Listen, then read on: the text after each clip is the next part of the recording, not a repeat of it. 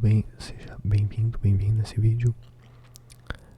A leitura do capítulo 26 do Evangelho segundo o Espiritismo de Allan Kardec. Aqui no canal tem a playlist, se você quiser ver os outros capítulos do livro.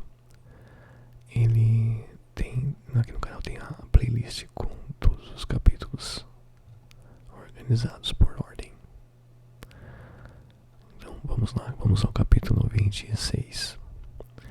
Dai gratuitamente o que gratuitamente recebestes, dom de curar, preces pagas, mercadores expulsos do templo, mediunidade gratuita. Dom de curar, restituir a saúde aos doentes, ressuscitai os mortos, curai os leprosos, expulsai os demônios, dai gratuitamente o que gratuitamente haveis recebido. São Mateus capítulo 10, versículo 8. Dai gratuitamente o que gratuitamente haveis recebido, diz Jesus a seus discípulos. Com essa recomendação, prescreve que ninguém se faça pagar porque nada pagou. Aliás, que ninguém se faça pagar daquilo porque nada pagou. Ora, o que eles haviam recebido gratuitamente era a faculdade de curar os doentes e de expulsar os demônios, isto é, os maus espíritos. Esse dom Deus lhes dera gratuitamente para alívio dos que sofrem e como meio de propagação da fé. Jesus, pois, recomendava-lhes que não fizessem dele objeto de comércio, nem de especulação, nem meio de vida. Preces pagas. Disse em seguida a seus discípulos, diante de todo o povo que o escutava: Precatai-vos dos escribas que se exibem a passear com longas túnicas, que gostam de ser saudados nas praças públicas e de ocupar os primeiros assentos nas sinagogas e os primeiros lugares nos festins, que, a pretexto de extensas preces, devoram as casas das viúvas. Essas pessoas receberão condenação mais rigorosa.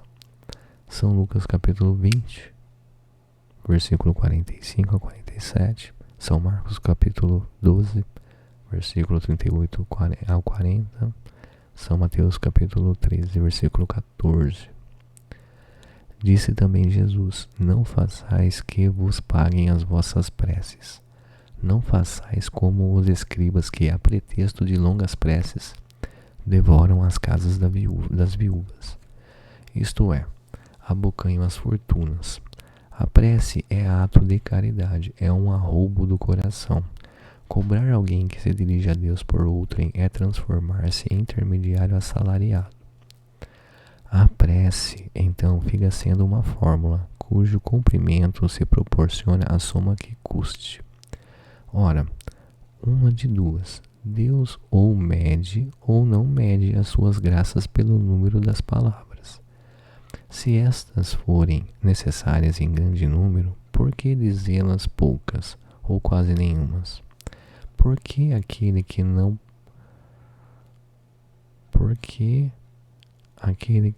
pode pagar? Aqui foi uma questão, né? Vamos lá. Às vezes eu tô lendo aqui, parênteses, e eu não percebo que é uma interrogação. Então aí eu não vou dar entonação, às vezes eu não dou a entonação de que é uma pergunta. Quando isso acontecer, não fica muito fácil de interpretar aqui, né? Mas eu vou tentar me atentar aqui. Então, é falta de caridade, né? Querer cobrar por uma oração, né? É o fim da picada, cobrar uma oração, mas enfim, vamos lá.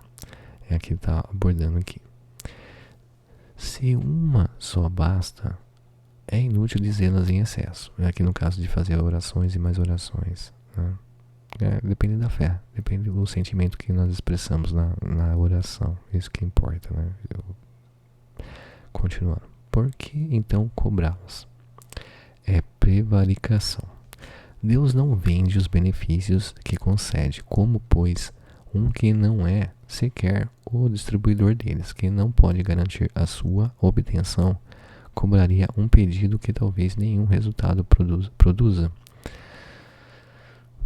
Não é possível que Deus subordine um ato de clemência, de bondade ou de justiça, que da sua misericórdia se solicite a uma soma em dinheiro.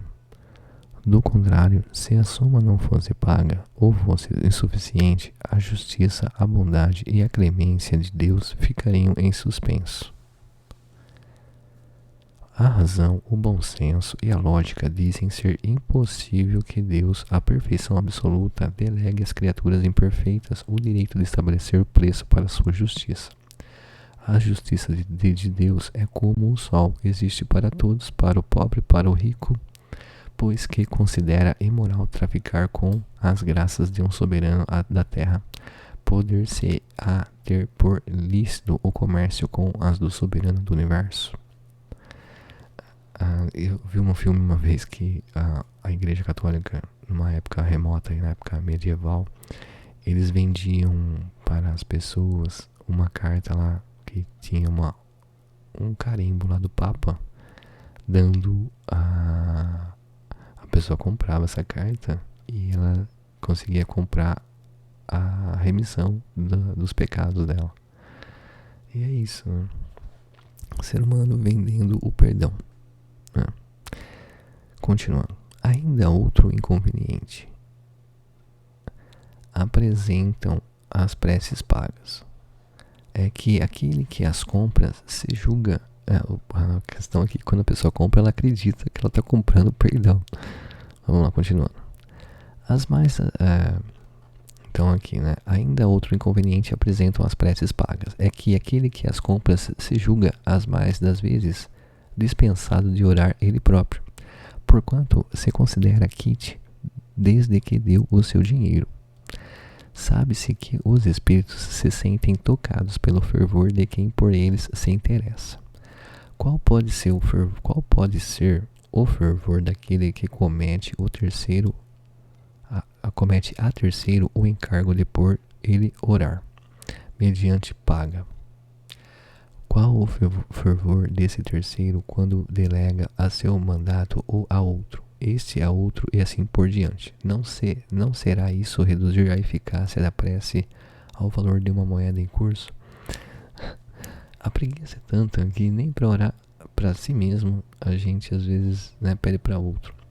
Tem vezes que é importante pedir para outras pessoas orarem pra gente, acender uma vela pro anjo da guarda, por exemplo, porque às vezes a gente ora pra gente e às vezes não é que nós não somos ouvidos, é que parece que as coisas não melhoram. Então, nesse caso, pedir uma ajuda é legal, mas assim, primeiro nós oramos por nós mesmos, né? Ou por outras pessoas. Aí sim a gente pede ajuda, né? Ver que tá precisando. E é importante receber ajuda, é muito importante. Nesse caso, sim. Eu penso assim, né? Eu entendo assim no momento. Mas continuando aqui. Mercadores expulsos do templo. Eles vieram em seguida a Jerusalém. E Jesus, encontrando no templo, começou por expulsar dali os que vendiam e compravam. Derribou as mesas dos cambistas e os bancos dos que vendiam pombos, e não permitiu que alguém transportasse qualquer utensílio pelo templo. Ao mesmo tempo os instruía, dizendo: não está escrito: minha casa será chamada casa de oração por todas as nações? Entretanto, fizestes dela um covil de ladrões. Os príncipes dos sacerdotes, ouvindo isso, procuravam meio de o perderem, pois o temiam, visto que todo o povo era tomado de admiração pela sua doutrina. São Marcos, capítulo 11, versículo 15 a 18. São Mateus, capítulo 21, versículo 12 e 13. Jesus expulsou do templo os mercadores. Condenou assim o tráfico das coisas santas sob qualquer forma. Deus não vende as suas bênçãos, nem o seu perdão, nem a entrada no reino dos céus. Não tem, pois, o homem o direito de lhes estipular preço. Mediunidade gratuita. Os médiuns atuais, pois que também os apóstolos tinham mediunidade, igualmente receberam de Deus um dom gratuito, o de serem intérpretes do Espírito, o de serem intérpretes dos Espíritos, para instrução dos homens, para lhes mostrar o caminho do bem e conduzi-los à fé, não para lhes vender palavras que não lhe pertencem. A eles, médiuns, visto que não são fruto de suas concepções, nem de suas pesquisas, nem de seus trabalhos pessoais, Deus quer que a luz chegue a todos. Não quer que o mais pobre fique dela privado e possa dizer: não tenho fé, porque não a pude pagar. Não tive o consolo de receber os encorajamentos e os testemunhos de afeição dos que pranteio, porque sou pobre. Tal a razão porque a mediunidade não constitui privilégio e se encontra por toda parte. Fazê-la paga seria, pois, desviá-lo do seu providencial objetivo. Quem conhece as condições em que os bons espíritos se comunicam, a repulsão que sente por tudo o que é de interesse egoístico, e sabe quão pouca coisa se faz mister para que eles se afastem, jamais poderá admitir que os espíritos superiores estejam à disposição do primeiro que apareça e os convoquem a tanto por sessão. O simples bom senso repele semelhante ideia. Não seria também uma profanação evocarmos por dinheiro os seres que respeitamos ou que nos são caros? E fora da dúvida que não se podem assim obter manifestações, mas quem lhes poderia garantir a sinceridade? Os espíritos levianos, mentirosos, brincalhões e toda a caterva dos espíritos inferiores, nada escrupulosos, sempre acorrem prontos a responder às que se lhes pergunte, sem se preocuparem com a verdade. Quem, pois, deseja comunicações sérias deve, antes de tudo, pedi-las seriamente e, em seguida, inteirar-se da natureza das simpatias do médium com os seres do mundo espiritual. Ora, a primeira condição para se granjear a benevolência dos bons espíritos é a humildade, o devotamento, a abnegação, o mais absoluto desinteresse moral e material. A par da questão moral, apresenta-se uma consideração efetiva não menos importante, que entende com a natureza mesma da faculdade. A mediunidade séria não pode ser e não será nunca uma profissão, não só porque se desacreditaria moralmente identificada para logo com a dos ledores de boa sorte, como também porque um obstáculo a isso sim se opõe, e que se trata de uma faculdade essencialmente móvel, fugídia e mutável, com cuja perenidade, pois, ninguém pode contar. Constituiria, portanto, para o explorador uma fonte absolutamente incerta de receitas. Dai gratuitamente. Eu li aqui o subtítulo, né, mas não havia necessidade. Mas continuando aqui, então. Fonte absolutamente, né? Então constituiria, portanto, para o explorador uma fonte absolutamente incerta de receitas de natureza a poder faltar-lhes no momento exato em que mais necessária lhe fosse. É uma questão que no caso, né, pedir orientação para médiums, averiguar a vida do médium, né, se é uma pessoa séria, porque muitos espíritos, né, negativos se manifestam através das pessoas, falando, a pessoa acha que é um guia que está falando, mas na verdade se não é o próprio médium, é um espírito negativo se manifestando, falando besteira, falando coisas que às vezes são até faz algum sentido, mas não são instruções boas, só para confundir a pessoa. Às vezes até dá uma instrução boa, assim, inicialmente, mas você vai ver, começa a analisar com mais detalhes as coisas que são faladas, acaba percebendo que tem uma coisa errada ali. Então, tomar cuidado, né, com essas coisas. Continuando. Coisa diversa é o talento adquirido pelo estudo, pelo trabalho e que, por essa razão mesma, representa uma propriedade da qual naturalmente lícito é ao seu possuidor tirar partido. A mediunidade, porém, não é uma arte nem um talento, pelo que não pode tornar-se uma profissão. Ela não existe sem o concurso dos espíritos. Faltando estes, já não há mediunidade.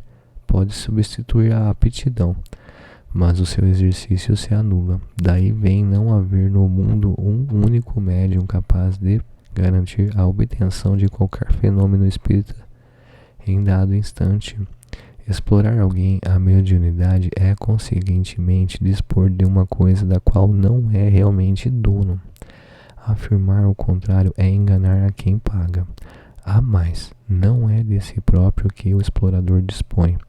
É do concurso dos espíritos das almas dos mortos que ele põe a preço de moeda. Essa ideia causa instintiva repugnância. Foi esse tráfico degenerado em abuso, explorado pelo charlatanismo, pela ignorância, pela credulidade, pela superstição, que motivou a proibição de Moisés. O moderno espiritismo, compreendendo o lado sério da questão pelo descrédito a que lançou essa exploração, elevou a mediunidade à categoria de missão. Tem bastante espírito hoje, mas bastante gente cobrando, né, pelas consultas mediunizadas. Aí não sei dizer, segundo aqui o livro do Evangelho do Espiritismo, fala que não é para ser cobrado. Eu já vi muitos guias, pessoal de Umbanda falando que não cobra, mas também eu já vi alguns falando que não tem problema cobrar. Então não sei, depende do caso, depende do que vai fazer, não sei dizer, depende do contexto, né? Tomar aqui fala que não é para cobrar, né? Continuando. A mediunidade é uma coisa santa que deve ser praticada santamente. Religiosamente, se há um gênero de mediunidade que requeira essa condição de modo ainda mais absoluto, é a mediunidade curadora. O médico dá o fruto de seus estudos, feitos muita vez à custa de sacrifícios penosos. O magnetizador dá o seu próprio fluido, por vezes até a sua saúde. Podem pôr-lhes a preço. O médium curador transmite o fluido salutar dos bons espíritos, não tem o direito de vendê-lo. Jesus e os apóstolos, ainda que pobres, nada cobravam pelas curas que operavam. Procure, pois, aquele que carece do que viver, recursos em qualquer parte, menos na mediunidade. Não lhe consagre, se assim for preciso, senão o tempo de que materialmente possa dispor. Os espíritos lhe levarão em conta o devotamento e os sacrifícios, ao passo que se afastam dos que esperam fazer deles uma escada por onde subam. E aqui termina o capítulo 26, que fala da mediunidade, das orações, né, das pessoa cobrar por oração, cobrar por atendimento mediúnico. É uma confusão. Não é muito diferente da época de Jesus, né, hoje. Se vocês bobear, tá pior, né? Tem lugares que são sérios, e tem lugares que tem gente séria e tem gente que não é séria. É uma mistura. Eu já participei então por exemplo, de um grupo que tinha os guias que eram sérios, tinha os guias que não eram muito sérios. E é o ser humano na sua evolução. Eu acho que essas coisas são permitidas pra gente, pra nós aprendermos a distinguir, aprender a não fazer assim, aprender a ver o jeito errado e o jeito certo, né, na prática. Ok, então encerrando o capítulo 26 aqui. Até o próximo capítulo, que vai ser o 27. Tem a playlist aqui no canal, se você quiser ver outros capítulos. estão disponíveis aqui na playlist do canal. Até mais.